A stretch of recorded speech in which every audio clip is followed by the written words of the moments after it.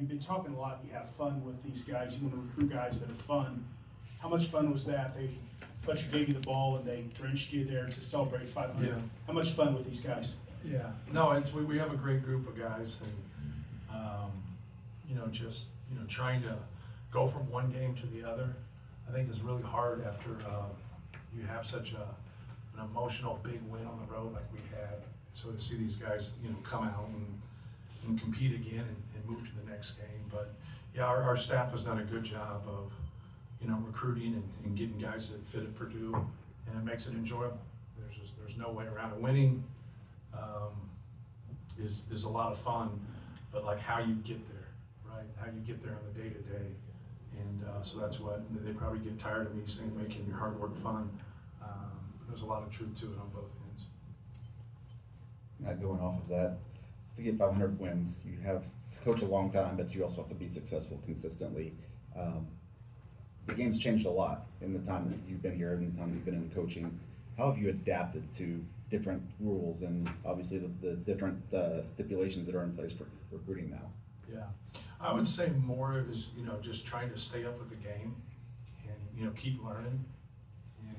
And just because you have success in a season, in one season, it doesn't mean you can have the same success the next year the same way. There's going to be some changes, but I'm not a big believer in changing for the sake of change.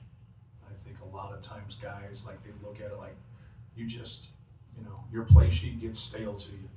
I think every coach that's like watching this and listening understands, like, you get into February and you play conference, basketball, and you got about 12 to 14 games underneath your belt against people that understand you and know you, that's competed against you. It just gets a little bit stale, so you're always trying to search for different actions or different ways to go about it. But you got to mix things up. You got to be able to teach the pillars of the game a lot of different ways, but it's the same thing, the pillars of the game, like how you take care of the basketball, how you rebound the basketball, how you screen to get people open, how you manipulate a defense. Like, you got to mix things up and be able to change it, because when you keep doing the same monotonous things over and over and over, it gets, it just gets that. It gets boring as a player. So you got to be able to reach them. And I think that's the one thing, reading, going to clinics, just keep, trying to figure things out. And then organically kind of let things come to you. Like, don't always, when you don't know, like, competition normally sets rotations. Competition sets how you're going to play. And then, it'll just gradually come to you. So that's all we've really tried to do through the years is, realize we don't know it all and learn from our mistakes and learn from competition and get better. Matt, I don't know what landmark wins do for you, but on that list of 500, I think you're one of the very few, if the only one, to get the bulk of the wins at an alma mater. When you reflect on it at all, will that mean something to you? I think in time it does.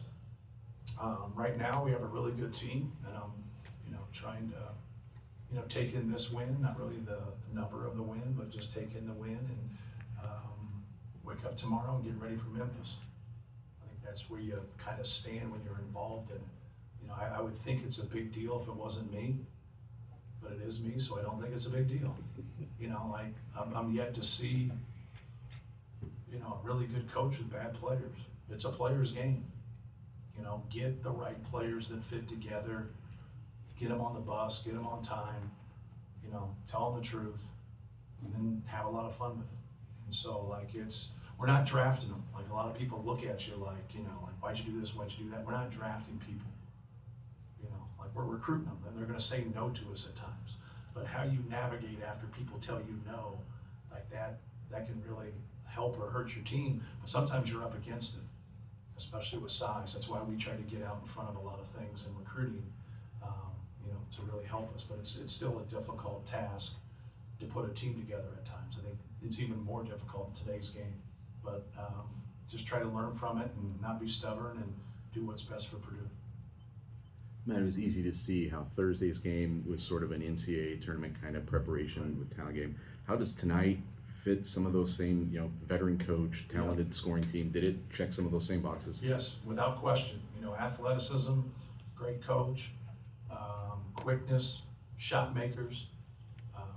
You know, they didn't have quite the size that we had. They're not playing in their venue, we're playing in our venue. So that's not, you know, gonna relate to an NCAA tournament team, but the quality of team there is really good. They have to be one of the top 3 or 4 mid-major teams in the country. Like they had us on the run there in the first half. But they're good, that's why we played Toledo last year, they're good, Todd's great. We're playing Kent State, you know, Rob's great, like, and then obviously, you know, John Gross is, you know, one of the best coaches, and but yeah, that's similar. Like, you kind of look who we're getting ready to play and who we just played in these last couple games. Like, that's what you want. That's what you want. But you also got to understand you can get beat too. Like, that's what, you know, you get beat in a game like this. People will say like, hey, like, shouldn't have scheduled them. Like, I kind of look at it differently. You should schedule it, and you got to be able to take that loss and learn from it. But I thought our guys responded tonight. I thought they did some really good things, and we just have to keep getting better. So you kind of took control there at the end of the first half. What did it say about your team's kind of professionalism and maturity and whatnot to come out the way they did in the second half? I don't think Akron got a rebound for like 8 minutes. It's 10 minutes. But no, like, those guys that was impressive to watch. Those 2 guys rebounding that stretch. You know, to see TK and Oscar, we gave Oscar a couple blows right there quick and got him back in there. He was so productive. I mean, to get 14 rebounds in under 21 minutes, it's pretty impressive. I know TK got 15, but he had a little under 27. But no, they stayed with it. They were professional. They understood. You know, I just didn't think, you know, earlier we quite had that competitive fear. You always got to have that competitive fear. People kind of look at that as a weakness. It's not a weakness. It's actually a sign of intelligence to be able to respect your opponent and know that they can come in here and beat you. These guys realized that we could get beat tonight, and that helps you. That doesn't hurt you. Omer tonight looked like most comfortable he's looked so far in his short career here at Purdue. How important is it to have him in on those minutes without Braden, where there's no offensive drop off without Braden on the floor? Yeah, he's good. Omer's a big time player, and you know, now just kind of, you know, morphing into a different role that you're not used to. You know, it's hard to come in and just be aggressive right away when you sub in, but you know, he's starting to pick that up. Like, I thought that pass he made at the end right there. You know, he's trying to be unselfish. He should take that shot. You know, if they're going to give you a shot that you're going to make 60% of the time, you know, take it. And I thought just across the board, you know, you look, he scored, he passed, you know, he did a lot of things for us. But to give us that relief and you know, not hold our breath when Braden's out, you know, is key. But I like them together. I think, you know, you put those 2 guys together, and you got guys like Fletch and TK, and you got the short roll, you got the lob threat, you know, you got a moose like Oscar down there. You know, like, that's a really, really good balance of guys right there. He really complements, you know, our main dudes. When you obviously emphasize rebounding in the offseason to bring some pieces in, but did you envision performances like this, these last 2 games on the boards, and how do you, whether it's maintain or get better, how do you move it forward? Well, TK said, you know, TK averaged 6 rebounds last year, so he got about a rebound every 5 minutes. And he said he'd be a better rebounder, but he didn't have to wrestle with those big dudes that are 5s. So, and here we are, right?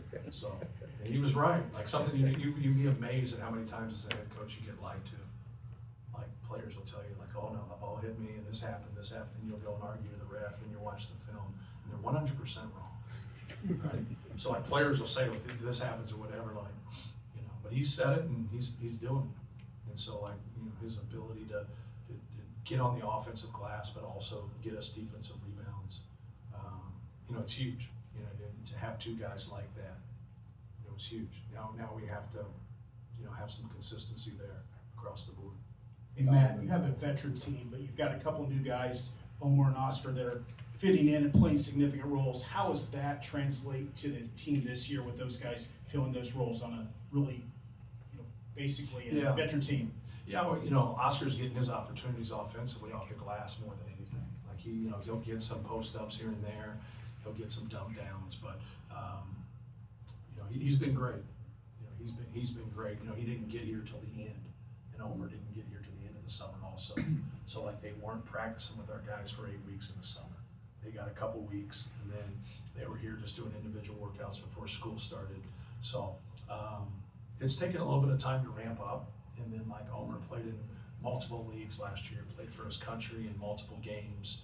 And so like his end of the season was the summer, to where our end of the season was the end of March. And so then we took our time off, and then when he came here, we're picking it up. So he needed some time off at that time also. But they've been great. They both really complimented and really done more than complimented.